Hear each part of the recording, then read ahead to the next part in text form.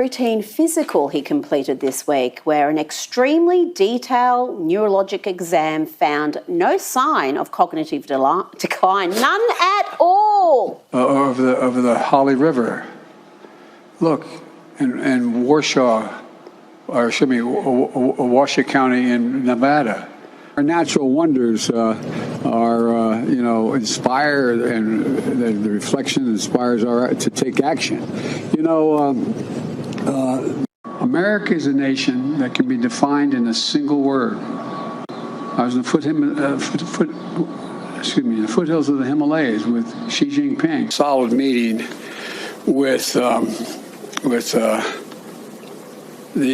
here's what drives the driver in the states that are affected. If you was really behind the wheel of a car and you were in the back seat, would you be 100% certain that you were in good hands if this was your Uber driver? No, I think everyone knows that. Now, look. I'd be looking in the rearview mirror to make sure he's awake.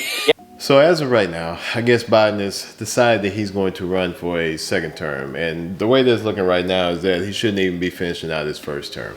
Mm-hmm. And so as a black person, I am supposed to vote for Biden when it comes up. But I have to say is that I don't have a lot of faith in what's going on as of right now. I don't know what black people see in this. I don't know what actually anybody sees in this. I don't know what anybody in the Democratic Party sees in this. And so but it looks like that we have Bernie from Weekend at Bernie's that's actually our president right now. What it comes down to is that if this man doesn't have his stuff together, who's actually running the country? Who's actually in charge of this ship as of right now? Because if he's supposed to be driving the ship, we're actually just selling in the middle of the night with no lights. I think it's embarrassing. And I don't know that black people are necessarily voting for him. I think that they're voting for the party.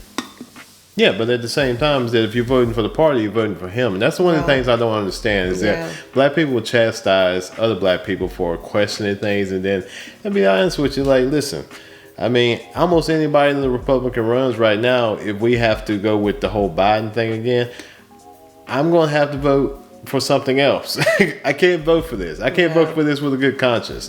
You hate somebody so much that you will vote for another person who has literally their foot on the banana peel and their other foot in the grave. Semi-senile.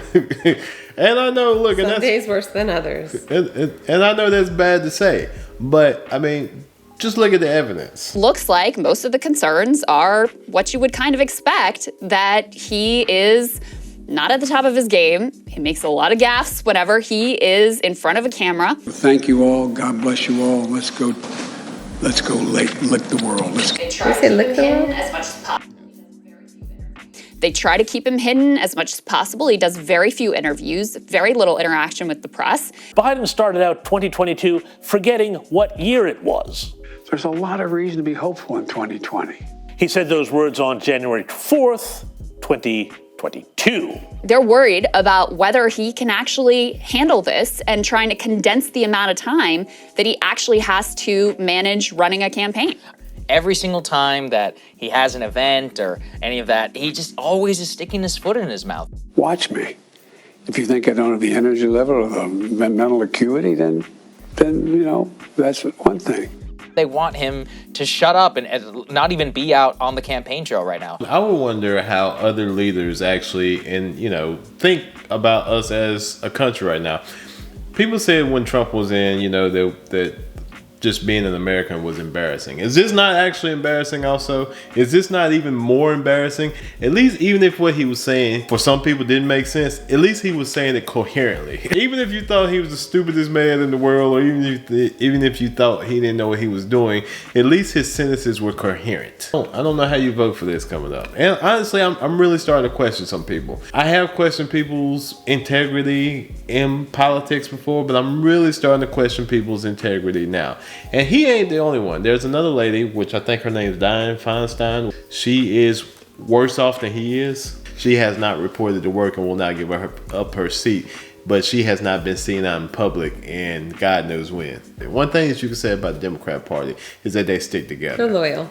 Yeah, they're loyal. Loyal to a fault. If the ship is going to go down, we're going to go down together. But for me, as a black person, I'm just sorry. I understand I'm supposed to be on code. I understand I'm supposed to be with the Democrat Party. But I cannot vote for this. And so what are my choices? Are my choices not to vote? Are my choices to vote for a third party?